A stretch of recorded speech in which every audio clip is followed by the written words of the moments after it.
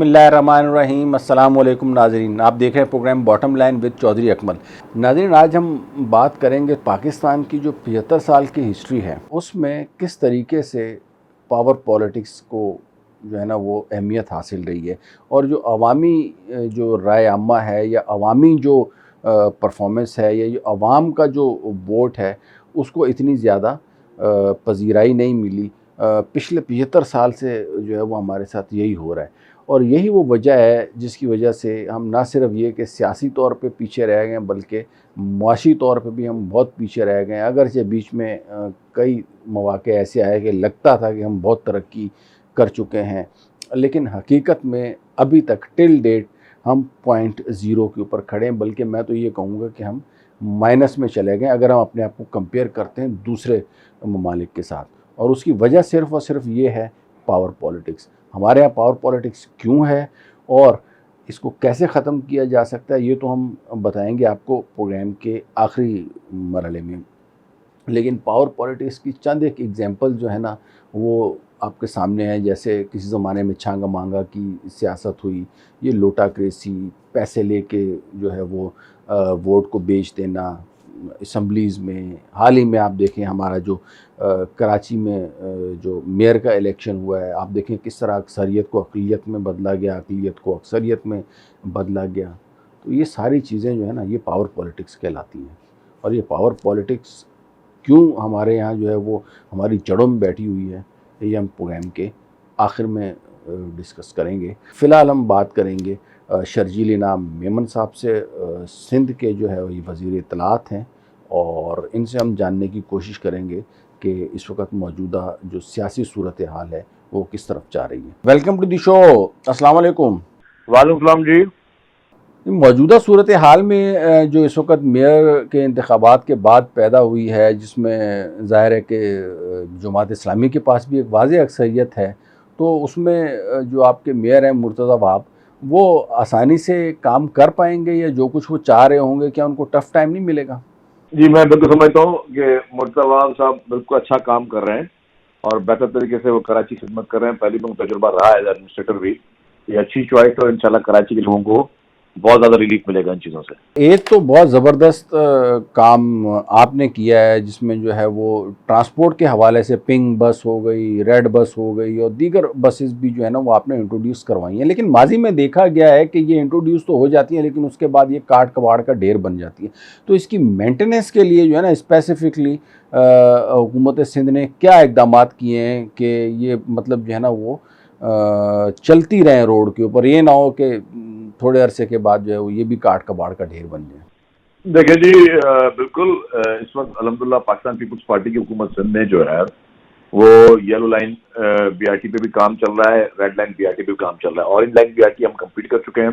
People's bus service जो है हमारी अल्हम्दुलिल्लाह शहर में बड़े अच्छी तरीके से चल रही है।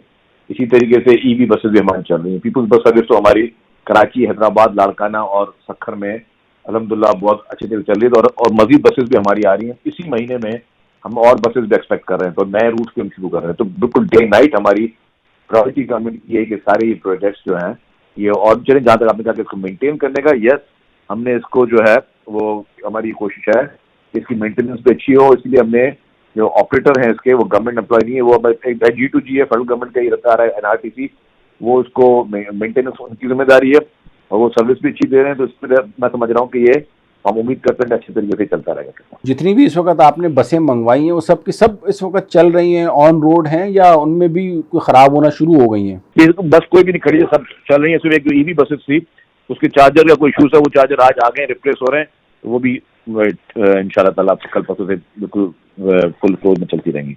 अच्छा, ये ट्रांसपोर्ट के हवाले से मज़ीद आपने जो है वो कौन कौन से इलाके कवर करने हैं, जैसे औरंगी है या बल्दिया है या दीगर जो पसमानदा टाइप के इलाके हैं, वो फ़िलहाल इस किस्म की ट्रांसपोर्ट की सहूलत से महरूम है, रेड बस या दूसरी जो आपने चलाई हैं?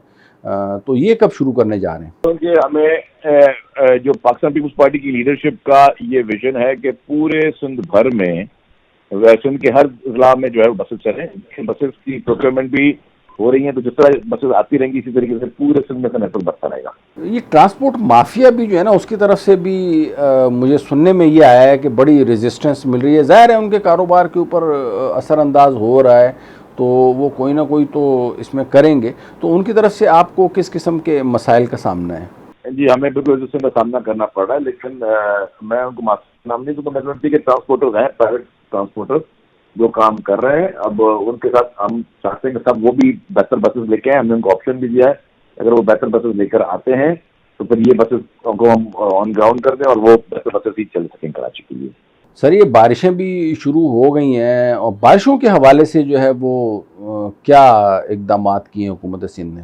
जी जी, अभी भी कोशिश हो रही है। नालों की सफाई, डीसिल्टिंग, ये सारे काम चल रहे हैं और डीएचई भी अपना काम करे, अपने एरियाज में, कंटोनमेंट अपने इलाके में अपना काम करे। इस तरह जो सिंध गवर्नमेंट के इलाके हैं, जहाँ भी लोकल गवर्नमेंट के इलाके हैं, वहाँ पे सब इदारे मिलकर अच्छा काम कर रहे हैं और कोशिश है कि अगर बारिशें होती भी हैं तो खैर सलूकी के साथ उसको फेस किया जाए, कोई बड़ा नुकसान अल्लाह ना करे ना हो। आपने पिछले दिनों जमात इस्लामी को भी जो है वो साथ मिलकर काम करने की एक दावत दी थी, तो उसकी तरफ से कोई मस्बत रिस्पॉन्स आया? देखिए, हमारा काम है, हम पॉलिटिकल लोग हैं, जितने भी स्टेक होल्डर हैं कराची के, चाहे वो असेंबलियों में हैं, असेंबली में नहीं है, इलेक्शन में हिस्सा लिया, इससे में नहीं लिया, सब लोग मिलकर जो है वो कराची की तरक्की के लिए और सूबे की तरक्की के लिए सब काम करें। हम तो कहते हैं सब लोग साथ बैठ कर मिल बैठ के बात करें। पॉलिटिकल पार्टी चाहती है कि सब लोग मिलकर डायलॉग करके अपने मसाइल को रिजॉल्व करें। हर चीज़ का हल डायलॉग होता है और कुछ ही नहीं होता। ये पीडीएम का क्या मुस्तकबिल आप देख रहे हैं? और पीपल्स पार्टी तो वैसे भी अगरचे उसका हिस्सा नहीं है पीडीएम का, लेकिन इसके बावजूद सिंध में तो आपकी है अक्सरियत, लेकिन पंजाब हो गया या केपी हो गया, वहाँ पे तो आपको अल्टीमेटली सीट एडजस्टमेंट करनी पड़ेगी। और मुझे नहीं लगता है कि मुस्लिम लीग नून हो गई, ये दीगर पार्टियाँ आपको आपका शेयर जो है वो, या आपका मतलूबा शेयर जो है वो देंगी। तो लग नहीं रहा कि हम वापस पुरानी सियासत की तरफ जा रहे हैं, फिर वही लड़ाई और आपस में एक दूसरे की लेग पुलिंग शुरू हो जाएगी? देखिए, इलेक्शन हमेशा हमारे पास अनफॉर्चुनेट कल्चर ये है कि थोड़ा गर्मा गर्मी में होते हैं। इलेक्शन जो है हर कोई अपने अपने सिंबल पे लड़ेगा और हर पार्टी का अपना नजरिया है। तो कहीं पे पार्टियां एक दूसरे से मुकाबले भी करती हैं, कहीं कहीं पे सीट एडजस्टमेंट्स भी होती हैं। तो वो सारी चीजें मतलब जो भी हो, जमहूरियत के एक जो रूह है और जमहूरियत का हुस्न है कि पॉजिटिव उसमें हो, मतलब बातें गालम गलौज तक या दुश्मनी तक न आ जाए। एक दूसरे के खिलाफ इलेक्शन लड़ना कोई ऐब नहीं है। इस्तेहकाम पाकिस्तान जहांगीर तरीन साहब ने जो पार्टी बनाई है, तो वो उसको आप अपने एज ए कंपेटिटर देख रहे हैं, या आप देख रहे हैं कि वो फ्यूचर में आपके साथ मिलकर चलेंगे? अभी तक जी कुछ किसी के लिए मैं नहीं कह सकता कि किसके साथ क्या होना है। बाकी ये है कि पीपल्स पार्टी चाहती जरूर यही है कि मुल्क में एक डेमोक्रेटिक माहौल अच्छा उभरता रहे और उसमें जिसको भी इलेक्शन लड़नी है, सियासत करनी है, सबको उसका पूरा हक है। जिस तरह बलदियात मुस्लिम दर में पीपल्स पार्टी ने हर जिले में क्लीन स्वीप किया, इंशाल्लाह हमारी उम्मीद है और कोशिश भी होगी, मेहनत भी की है लोगों के लिए। ये नहीं कि सिर्फ इलेक्शन की बात हो रही है, पीपल्स पार्टी ने लोगों की खिदमत की है, तो इंशाल्लाह ताला अल्लाह ने चाहा तो पीपल्स पार्टी क्लीन स्वीप करेगी। ये बल्दियाती इंतखाबात जो है वो बेसिकली ज़्यादातर जो सिंध के पॉलिटिशियंस हैं, उन्होंने, सिंध के क्या पूरे पाकिस्तान के ही, तो लेकिन चूंकि अभी सिंध में हाल ही में इंतखाबात हुए तो इसलिए सिंध की बात की जा रही है।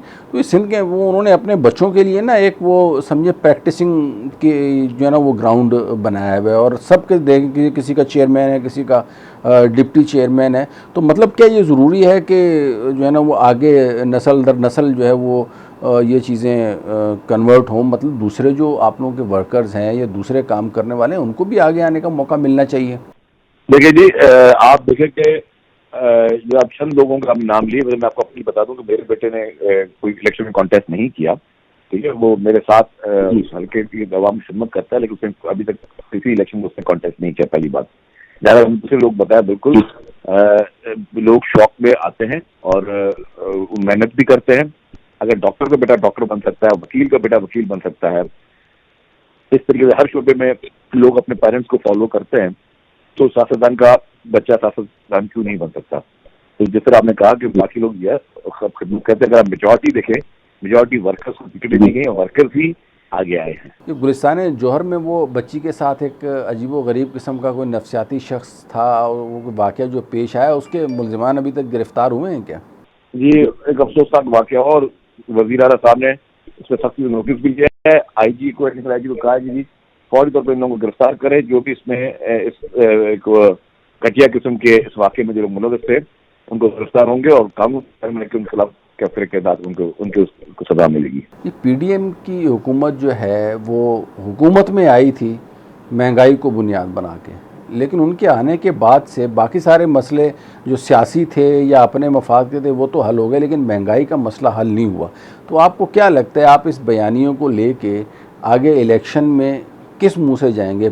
शायद सिंध में आपको इतना ज़्यादा टफ टाइम ना मिले, लेकिन मैं बाकी रेस्ट ऑफ दी पाकिस्तान की बात कर रहा हूँ, ख़ास तौर पे पंजाब और केपी में।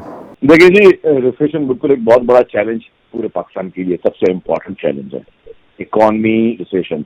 अनफॉर्चुनेटली माजी की जो हुकूमत है उसने जो भी IMF से वादे किए थे वो पूरे नहीं किए, सिर्फ उन्होंने अपने इक़्तिदार को तोल देने के लिए और लोगों में करने के लिए कि जो आप अगर इंटरनेशनली लेवल पे कोई मुआहदे करते हैं तो कानूनी तौर पर और मॉरली तौर पर आप पर पाबंदी को उनको आप तकमील तक पहुँचाएं। अनफॉर्चुनेटली 3.5 साल में मुल्क की इकॉनमी को जिस तरह तबाह किया गया उसकी कोई और मिसाल नहीं मिलती है। डेफिनेटली अभी जो गवर्नमेंट आई और उसमें कोशिश वो कर रहे हैं कि चीज़ें बेहतर हों। अभी आप देख रहे हैं कि आपको चंद दिनों में चीज़ें बेहतर आते हुए नज़र भी आ रही हैं। बहुत बहुत शुक्रिया शर्जील इनाम मेमन साहब। ब्रेक का वक्त हुआ है, ब्रेक के बाद दोबारा मिलते हैं।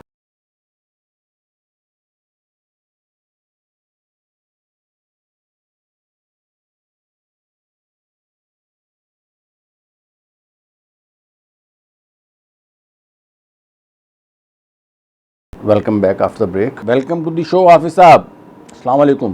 बहुत शुक्रिया, अस्सलाम वालेकुम। अच्छा हाफिज साहब, अब तो आप दिलों के मेयर ही रह गए, असली मेयरशिप तो आपसे कोई और ले गया। असली मेयर तो जमात इस्लामी का ही है। असल में जो आए हैं वो कब्ज़ा मेयर हैं, वो सिलेक्टेड मेयर हैं, और वो जमहूरियत पे शब खून मार के अगर कोई पार्टी और मैंडेट को तस्लीम ना करके और आवाम के मैंडेट पे डाका डालकर आ जाए तो वो कितने ही शोर मचाता रहे, कब्ज़ा मेयर ही कहलाएगा, सिलेक्टेड मेयर ही कहलाएगा। अच्छा, पीटीआई के जो है वो अरकान एंड टाइम पे गैर हाजिर हो गए, तो उनसे आपको क्या शिकवा है? आप उनको आइंदा साथ लेकर चलेंगे? क्या कहेंगे इस बारे में?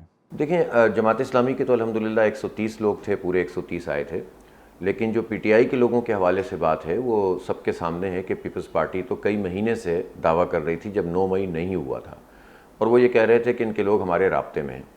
तो इसका क्या मतलब है? इसका मतलब है कि या तो आप कीमत लगा रहे हैं या उनको दबाव में ले रहे हैं। उस वक्त तो कोई ऐसा ख़ास दबाव भी नहीं था, लेकिन 9 मई को इस्तेमाल करके उन्होंने दबाव भी डाला और कीमत भी लगाई।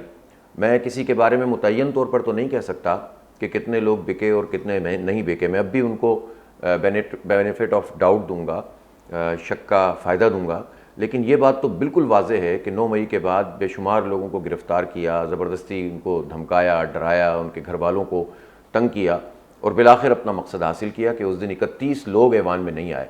जबकि हम इलेक्शन कमीशन को लिखते रहे, उनको बताते रहे, उनकी तरफ से ख़त भी आया कि यकीनी बनाया जाए उनकी आमद को, लेकिन उसके बावजूद कुछ नहीं हुआ। लिहाजा ज़ाहिर है कि अब तो हम अदालत में जाएंगे, चैलेंज करेंगे इस पूरे काम को। कुछ लोगों का रब्ता हुआ है और ज़्यादातर लोगों का कहना यही है कि हम पर दबाव था और हम नहीं आ सके, और स्टिल उन पर दबाव डाल के रखा हुआ है और कोशिश की जा रही है कि कोई उनका ग्रुप बना दिया जाए जिसको पीपल्स पार्टी इस्तेमाल कर सके। लेकिन ये सब तो ज़ाहिर है ये लोग तो यही कर सकते हैं ना। पीपल्स पार्टी की तो हिस्ट्री है, ये मैंडेट नहीं मानती, मुल्क टूट जाए लेकिन मैंडेट तस्लीम नहीं करना। और अभी भी आप देखें कि सेनेट के इंतखाब होते हैं तो ये ख़रीदो फ़रोख्त करते हैं। यानी केपी में इनके सिर्फ 8 लोग थे और 28 लोग चाहिए थे 2 सीटें लेने के लिए। माशाल्लाह 2 सीटें पूरी हासिल कर ली उन्होंने।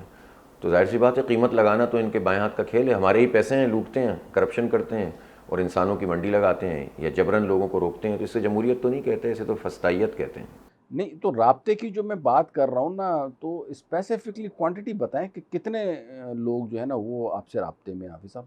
देखिए, पीटीआई के तो जो लोग उस दिन मौजूद थे अल्हम्दुलिल्लाह वो तो सारे के सारे हमारे साथ हैं और उन्होंने पार्टी डिसिप्लिन को फॉलो किया। वो लोग कि जिन्हें पार्टी ने निकाल दिया है, जाहिर सी बात है कि ये पार्टी का और उनका मामला है। अगर वो उनको कुछ लिख कर देते हैं या रिव्यू करने की, जैसा कि उनमें से कुछ लोगों ने कहा है कि इमरान खान साहब से हम बात करेंगे कि हम रिव्यू में जाएं, तो वो रिव्यू में जो है वो जाते हैं और पार्टी उनको बहाल करती है। तो मैं समझता हूँ कि कोई हर्ज नहीं है, इसमें बात की जा सकती है। देखें, एक तो वो लोग हैं ना कि जो जानबूझकर ये काम जिन्होंने किया, तो ये तो तहकीकात पार्टी ही करेगी उनकी।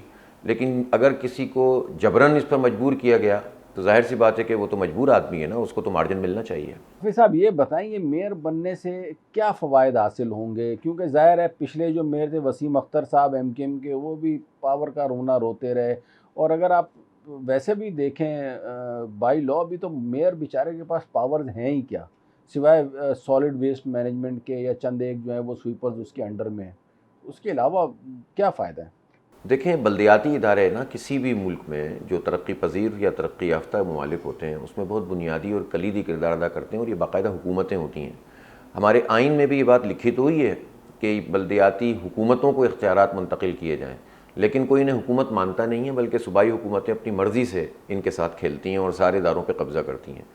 मेयर की एक सिंबॉलिक हैसियत है, और पूरे इस निज़ाम में अगर आवाम के वोटों से और भारी अक्सरियत से कोई आदमी मेयर बनता है, जैसा कि जमात इस्लामी को सबसे ज़्यादा वोट मिले, तो जाहिर सी बात है कि उसकी एक पॉलिटिकल हैसियत भी है, एडमिनिस्ट्रेटिव हैसियत भी बनेगी। इख्तियारात नहीं भी मिलेंगे तो वो अपनी हैसियत को मनवा सकता है। हाँ, अगर उसे करप्शन करनी होगी, लूटमार करनी होगी, और जो रिजीम चल रही है हुकूमत की उसके आगे जो है वो बिकना होगा, ज़ाती मफादात होंगे, तो वो कहेगा, रोता रहेगा, कहेगा बेख्तियार हूँ।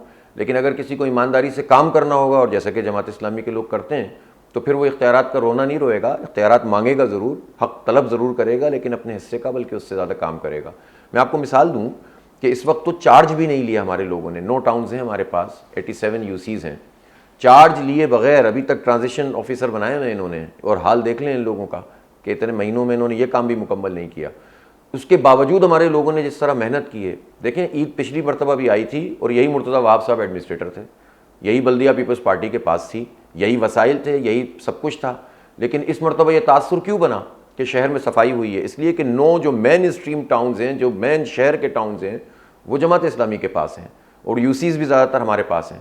तो हमारे लोगों ने मेहनत की, कोऑर्डिनेशन की, जहाँ कुछ बेहतर अफसर मिल गए उन्होंने जो है वो ताउन किया, और उसके नतीजे में आपको वाज़े तौर पर एक सफाई सुथराई का निज़ाम नज़र आया। तो ये फ़र्क होता है, अगर कोई आदमी ईमानदारी से काम करे तो वो कम इख्तियार को भी ज़्यादा बना लेता है। हाफिज़ साहब, आपने बड़ा राइटली इस चीज़ को पॉइंट आउट किया है कि जो दीगर ममालिक हैं वहाँ पे मेयर के पास या उसके अंडर में जो है वो काफ़ी डिपार्टमेंट्स होते हैं, जैसे सुई गैस है, बिजली है, पानी है, सॉलिड वेस्ट मैनेजमेंट है, इसी तरीके से बिल्डिंग कंट्रोल अथॉरिटी है, या उसकी डेवलपमेंट अथॉरिटी जितनी भी होती है।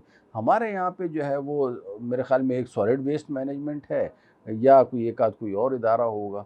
तो आपने मतलब ये तो एक समझे कि ब्लेसिंग इन डिसगाइज नहीं हो गई कि जी आपको नहीं मिली, चलो अच्छा हुआ वरना बुराई आनी थी?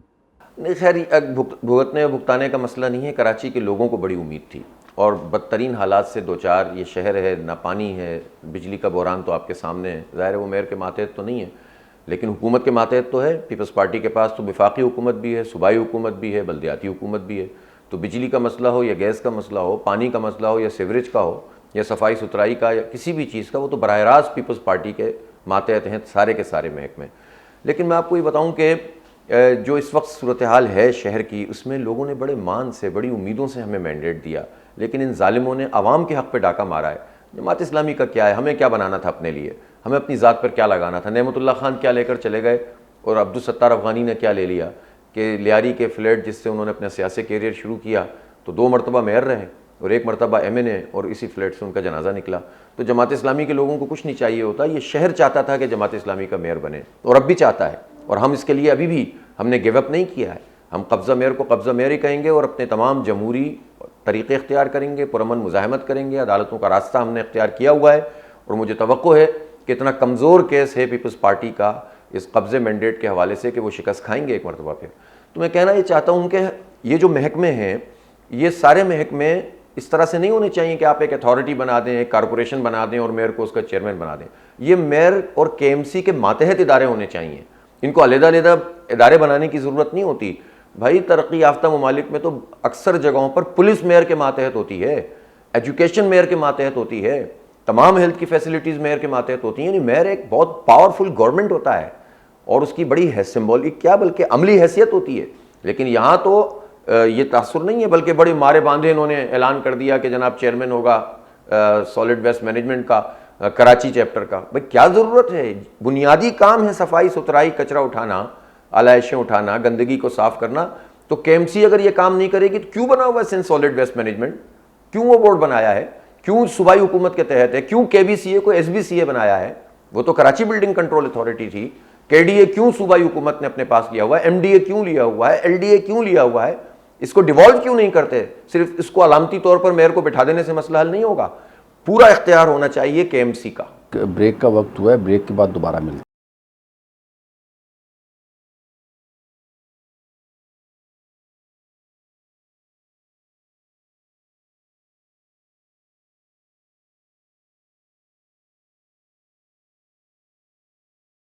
Welcome back after break. नहीं तो सर, इतनी सारी आपकी शिकायतें हैं, फिर हल्का बंदियों के ऊपर आपकी शिकायत थी, आबादी के हवाले से आपकी शिकायत थी, फिर भी आप कोर्ट चले गए और ज़बरदस्ती जो है ना वो एक किस्म का इलेक्शन कराने के लिए ज़ोर दिया और इलेक्शन करवा भी लिए।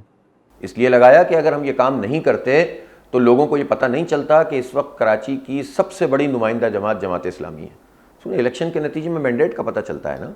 आप ये देखें ना कि 87 यूसीज हमारी इस वक्त भी बच गई, कम से कम 14 यूसीज ऐसी हैं जो इलेक्शन के बाद इन्होंने तब्दील की हैं, ठीक है ना। ये तो, और इलेक्शन से पहले जो हल्का बंदियाँ, यानी हमने जिन हल्कों में इंतखाब में हिस्सा लिया उनमें एवरेज वोट 45,000 था, और पीपल्स पार्टी जिन हल्कों में जीती है उसमें एवरेज वोट 15,000 है, यानी 2,500 भी है, 12,000 भी है, तो एवरेज मैंने बहुत मोहतात बताया है, तो 15,000 है। तो आप वैसे ही अंदाज़ा लगा लें कि इन्होंने जालसाजी तो पहले की हुई थी, लेकिन अगर हम इंतखाब में हिस्सा नहीं लेते तो ये तो वैसे ही चला रहे थे ना निज़ाम, कोई पूछने वाला ही नहीं था। अब कम से कम एक ज़बरदस्त अपोजिशन तो हम कर रहे हैं इस वक्त, और इनको दौड़ाएंगे, इनको भगाएंगे, इनसे तस्वीरें बनवाएंगे, ये करते रहेंगे ये काम। अच्छा, एमक्यूएम के बाइकआउट को जो है वो आप किस तरह देखते हैं? क्योंकि आप सिर्फ पीपल्स पार्टी को ही नहीं संभाल सके, तो अगर एमक्यूएम भी मैदान में होती तो फिर आप किस तरह इन चीज़ों को मैनेज करते हैं? देखिए, एमक्यूएम को हिस्सा लेना चाहिए था, लेकिन एमक्यूएम चूँकि पीपल्स पार्टी के साथ इत्तेहादी है, सूबे में भी इन्होंने एडमिनिस्ट्रेटर हासिल किए, गवर्नर साहब इनके हैं, और इन्होंने वफाक में भी मुलाजमतें ली हुई, अपना वो वजारतें ली हुई हैं, बात कभी कभी सही भी निकल जाती है ज़ुबान से, तो वजारतें इन्होंने पकड़ी हुई हैं।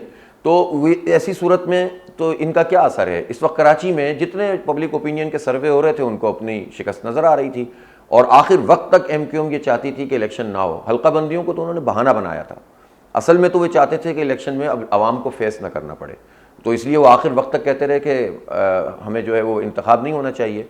हमारा मसला ये था कि अगर हम उस वक्त हल्का बंदियों के उसमें चल जाते तो ये 4 साल भी इलेक्शन नहीं कराते। आपको याद होगा 2009 से 2015 तक जब एमक्यूएम इनके साथ सूबे में भी इत्तेहादी थी और विफाक में भी इत्तेहादी थी, तो 6 साल इन्होंने इलेक्शन नहीं कराए थे और सारे इदारों पर कब्जा कर लिया था। तो एमक्यूएम के ऊपर रहते तो ये भी नहीं मिलता। इसलिए हमने कराची के अवाम की तर्जुमानी की और हमने इलेक्शन लड़ा, और लोगों को पता चल गया कि जमात इस्लामी इस वक्त कराची की सबसे बड़ी नुमाइंदा जमात है, अल्हम्दुलिल्लाह। अच्छा, एक बड़ा परसेप्शन जो है वो पाया जाता है, और पीपल्स पार्टी वाले भी जो है वो ज़्यादातर मैंने देखा है कि वो यही बात कर रहे होते हैं कि जमात इस्लामी को तो बुनियादी तौर पे जो सीटें मिली हैं, या जमात इस्लामी ने जो कराची में अगर अक्सरियत हासिल की है, दूसरे नंबर की ज़ाहिर बड़ी जमात है पीपल्स पार्टी के बाद इन टर्म्स ऑफ सीट्स, तो उसमें एमक्यूएम के बाइकआउट का बड़ा ज़्यादा किरदार था। तो उसको आप किस तरीके से एलैबोरेट करेंगे? देखें, सूबाई और कौमी इंतखाब भी आ ही रहा है ना, उससे भी पता चल जाएगा इंशाल्लाह। और ये तो हमारा मसला नहीं है कि उन्होंने बाइकआउट किया, मैंने तो आखिरी वक्त तक कहा। आपको याद होगा कि 15 जनवरी को इंतखाब था, तो मैं तो 14 जनवरी को कह रहा था कि एमक्यूएम इंतखाबात में हिस्सा ले, ताकि दूध का दूध पानी का पानी हो जाए। और जो मिथ बना के रखी हुई है ना कि महाजर का मतलब एमक्यूएम या कराची का मतलब एमक्यूएम, वो उस दिन वाज़े तौर पर सारा का सारा ये बुत टूट जाता। लेकिन उन्होंने ज़ाहिर है कि अपनी जान बचाई और फ़रार का रास्ता इख्तियार किया, और मैं तो कहता हूँ कि वो इलेक्शन में होते तो भी रिज़ल्ट यही होता। और जहाँ तक इस बात का ताल्लुक़ है, तो अब ठीक है, अब तो 3 जमातें मिलकर एक जमात बन गई है, आएँ इलेक्शन में हिस्सा लें, सूबाई और कौमी में तो लेना पड़ेगा ना। तो अल्लाह ने चाहा तो सारे सबके वोट बैंक का अंदाज़ा अच्छी तरह से सबको हो जाएगा। सर, ये आइंदा जो इंतखाबात हैं, अगर अल्लाह करे कि हो जाते हैं, तो उसकी जमात इस्लामी ने क्या हिकमत अमली तरतीब दी है? ख़ास तौर पे पीटीआई को अगर हम देखें तो उनके साथ आपका कोई इत्तेहाद या इस किस्म की कोई पॉसिबिलिटी आपको नज़र आती है? देखें, जमात इस्लामी अपने परचम अपने निशान पे लड़ेगी, और ये हमारे यहाँ ये मरकज़ी तौर पर ये पॉलिसी तय है कि हमारी मरकज़ी शूरा ने तय किया है कि जमात इस्लामी भरपूर तरीके से पूरे मुल्क में इलेक्शन लड़ेगी और एक बड़े ऑप्शन के तौर पर सामने आएगी आवाम के सामने, और अल्हम्दुलिल्लाह हमने इसकी तैयारी शुरू कर दी है।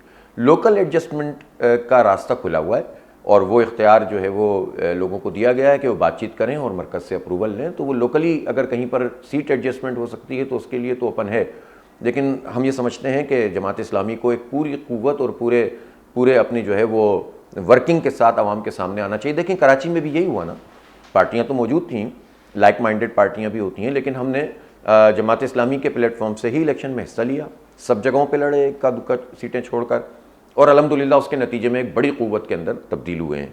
उसके बाद फिर जो मरहला होता है उसमें फिर कोalition भी होती है गवर्नमेंट्स की, तो वो तो ऑप्शन खुला हुआ होता है, लेकिन जमात इस्लामी अपने परचम और अपने निशान पर इंशाअल्लाह और अपने नाम पर ही इलेक्शन लड़ेगी, और कराची में तो इतना भरपूर लड़ेगी कि अल्लाह ने चाहा एक बहुत बड़ी कामयाबी हासिल करेगी। अच्छा सर, एक थोड़ा सा लाइटर नोट के ऊपर क्वेश्चन है। मैंने मुर्तज़ा वहाब साहब को एक दो मरतबा देखा है, तो आपकी बड़ी आजकल वो पैरोडी कर रहे हैं, कभी जिस तरीके से आप इधर देखते हैं या उधर देखते हैं तो वो है, या मतलब मुख्तलिफ फिल्मी डायलॉग्स जो है वो उन्होंने बोले, तो उस पर आप क्या रिस्पॉन्स देना चाहेंगे? मुर्तज़ा भाई से मैं क्या कहूँ, अच्छा मतलब ठीक भले आदमी हैं, पता नहीं कहाँ फंस गए और उनको क्या क्या करना पड़ रहा है। मेरा ख्याल है वो अब जैसा तैसा करके सेलेक्टेड मेयर हैं या कब्ज़ा मेयर हैं, अपनी पार्टी को ज़ाहिर है वो प्लीज़ करने के लिए काम ना करें, बल्कि कुछ करें ना, तो आवाम के लिए भी तो कुछ होना चाहिए ना। इतने अरसे से वो एडमिनिस्ट्रेटर थे, इतनी करप्शन होती रही, इतनी लूट मार होती रही, मतलब ये सवाल तो मुर्तज़ा वहाब साहब से बनता है ना। बहुत बहुत शुक्रिया हाफिज़ नईमुर रहमान साहब।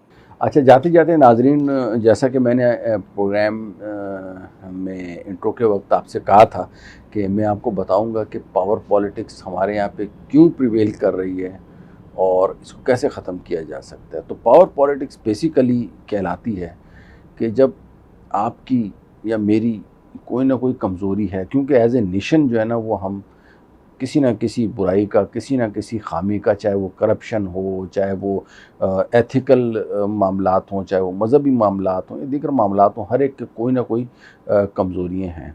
तो हम में से या आप में से कोई भी बंदा जब ऊपर आता है तो उसकी वो पिछले पूरे का पूरा चैप्टर जो है ना वो खुल जाता है, और ज़ाहिर है फिर उसमें कोई भी ऐसा नहीं है, या 99% लोग जो है ना वो ऐसे हैं कि उनकी कोई ना कोई चीज़ जो है वो निकल आती है। तो एज ए रिज़ल्ट होता यह है कि वो अपने आप को पॉलिटिकली बेचने पे मजबूर हो जाते हैं। तो यही वो वजह है कि हमारे यहाँ पावर पॉलिटिक्स प्रिवेल कर रही है, कहीं पैसे से, कहीं ज़बरदस्ती से, कहीं धौंस से, कहीं किसी वजह से। और इससे बचने का जो हल है वो वाहिद हल यही है कि हमें अपने आप को ठीक करना होगा। अगर हम अपने आप को ठीक करेंगे, आगे हमारी जो औलादें हैं, हमारे बच्चे हैं, वो ठीक होंगे, करप्शन को गलत समझेंगे और रूल ऑफ लॉ के ऊपर अमल करेंगे, तो हमारा मुस्तकबिल इंशाअल्लाह ताबनाक होगा।